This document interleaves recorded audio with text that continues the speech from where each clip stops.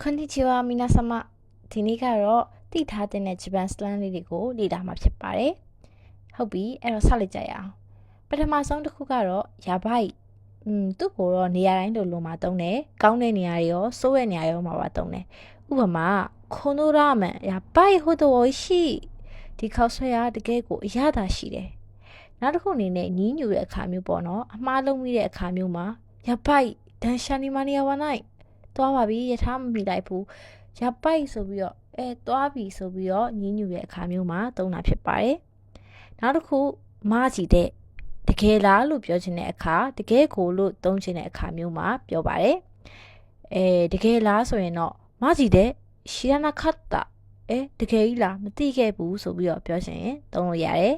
နောက်တစ်ခုအနေနဲ့တကယ်ကိုလို့ပြောချင်ကြတော့မကြည့်တဲ့အဒီကတော့ဒက်စခတ်တာ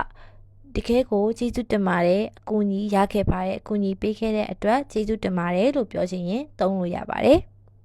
ဟုတ်ပြီနောက်တစ်ခုကတော့နာရူဟိုတို့ဒါကတော့လူတိုင်းသိပြီးသားနေမှာပါသဘောပေါက်ပြီလို့ပြောချင်တာမျိုးပေါ့ဝါကာရီမတ်စတာတဲ့နည်းနည်းလေးပို့ပြီးတော့ဒီအချင်းချင်းသုံးချင်တဲ့အခါမျိုးမှာသုံးလို့ကောင်းပါတယ်တငယ်ချင်းချင်းမိတ်ဆွေချင်းမှာဆိုရင်နာရူဟိုတို့ဆိုရင်ဒါပြောရလေလွယ်ပြီးတော့နားထောင်ရတာလည်းပိုအဆင်ပြေရပေါ့နော်တော့နာရူဟိုဆိုဇိုးယူမီကသဘောပေါက်ပြီအဲ့လိုအဓိပ္ပာယ်လား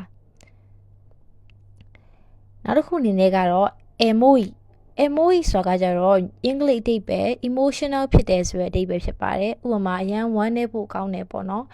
ခံစားလိုက်ရတယ်ဟတ်ထီသွားတယ်ဆိုတဲ့ပုံစံမျိုးဥပမာこの客マジでemojiခုနကマジでလေးကိုသုံးပေးထားရပေါ့နော်ဒီတချင်းကဒီတန်စင်ကဒီတေးသွားကအရန်ကိုဝမ်းနေဖို့ကောင်းတယ်ဆိုပြီးတော့သုံးချင်တယ်ပြောလို့ရပါတယ်နောက်တစ်ခုကတော့ဘာစု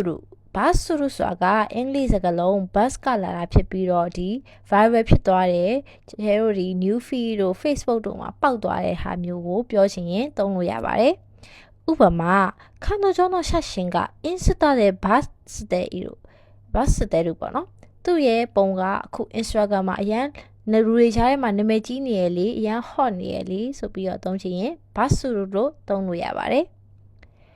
နောက်တစ်ခုရှောကနိုင်နဲ့ဒါကတော့ဂျပန်ကြီးတော်များသုံးနေပေါ့နော်မတက်နိုင်ဘူးလေဆိုတဲ့အခါမျိုးမှာသုံးပါတယ်ကိုမတက်နိုင်တော့တဲ့အရာဒီအဲ့အရာတိုင်းပဲလောက်ကတော့မယ်တခြားနည်းလည်းမရှိတော့ဘူးဆိုရင်တော့ရှောကနိုင်နဲ့လို့သူတို့ပြောကြပါတယ်ဥပမာတန်းရှာကအခုတဲ့တို့ရှောကနိုင်နဲ့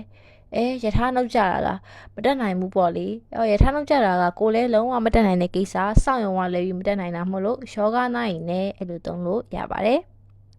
ဟုတ်ပြီနောက်တစ်ခုကတော့မန်တုကဆိုင်ဆိုတာကြတော့အလုတ်ရှုပ်စရာစိတ်ရှုပ်စရာလို့ပြောချင်ရင်သုံးပါတယ်အဓိကအဖြစ်တော့ကိုကအဲ့လုတ်တစ်ခုကိုလုတ်ကမယ်လုတ်ဖို့အတွက်ပြင်းနေတယ်မလုတ်ချင်ဘူးဆိုတဲ့နေရာမျိုးမှာသုံးတာများပါတယ်ဥပမာရှုကုရိုင်မန်တုကဆိုင်နာအင်စာလောက်ကအောင်မယ်စိတ်ရှုပ်ဖို့ကောင်းလိုက်တာအင်စာလားစိတ်ရှုပ်စရာပဲအဲ့လိုမျိုးညီးတဲ့အခါမျိုးမှာသုံးလို့ရပါတယ်နောက်ထပ်မန်တုကဆိုင်နဲ့တူတာကကြတော့ခီမိုီဆိုတဲ့အဓိပ္ပာယ်ပါသူကတော့စိတ်ရှုပ်စရာဆိုတာထက်စိတ်ပြက်စရာမျိုးပေါ့နော်ဒီခီမိုချီဝါရူကြီးခလာတာဖြစ်ပါတယ်ဥပမာအာနိုဟီတိုနန်ကခီမိုီအဲ့လိုစိတ်ပြက်စရာကောင်းတဲ့ယွန်စရာကောင်းတယ်ဆိုပြီးတော့ကိုမကြိုက်တဲ့အရာမျိုးမှာသုံးလို့ရပါတယ်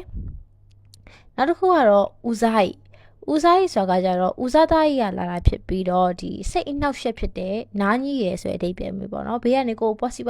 ပြောနေလို့ဦးစားကြီးလို့လည်းပြောလို့ရပါတယ်ဒါမှမဟုတ်ကိုစိတ်အနှောက်ယှက်ပေးတာမျိုးလည်းသုံးလို့ရတယ်ဥပမာあの人いつも話しかけてきてうざい